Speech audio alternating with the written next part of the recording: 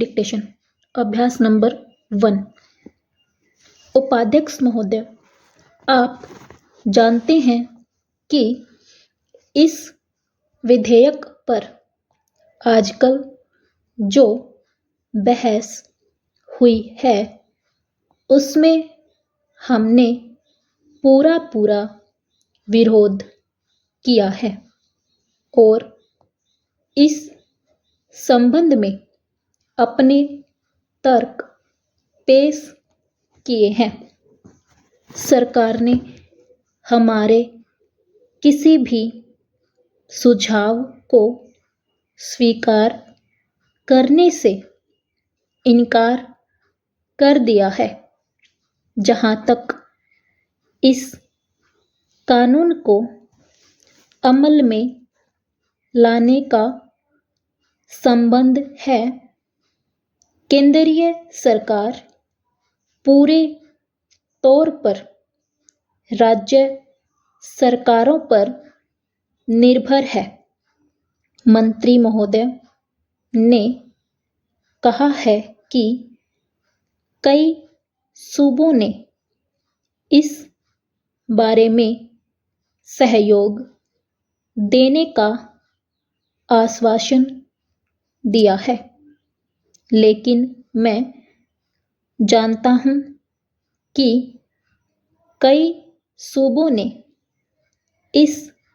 कानून का बहुत सख्त विरोध भी किया है। उनका कहना है कि केंद्रीय सरकार को किसी भी तरह सहकारी क्षेत्र की संस्थाओं के संबंध में अपने अधिकार को प्रयोग करने का प्रयास नहीं करना चाहिए। इस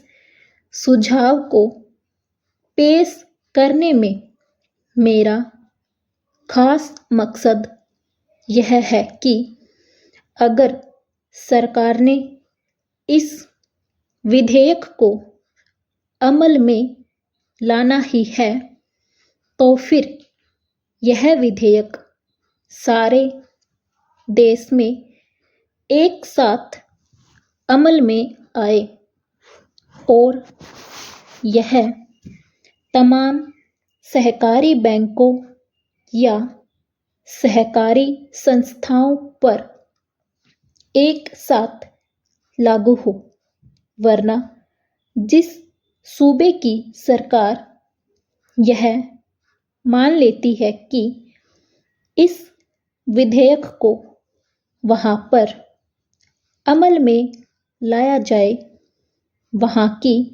सहकारी बैंकों को प्रीमियम देना पड़ेगा। इसका परिणाम यह होगा कि यह नया बोझ उस सूबे के बैंकों पर नहीं पड़ेगा जिसकी सरकार इस विधेयक को मानने से इनकार करती है। मेरे इस सुझाव को स्वीकार करने का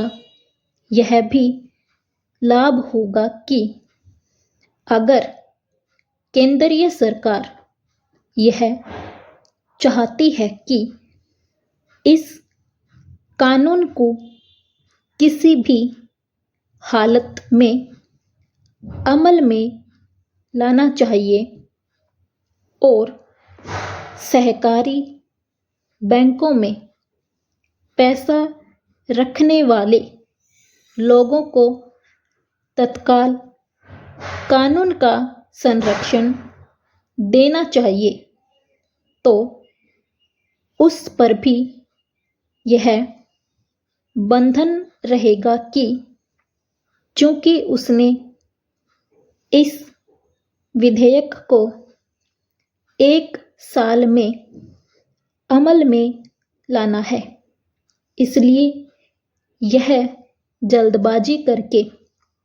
इस विधेयक को पूरे देश पर एक साथ अमल में ला पाएगी।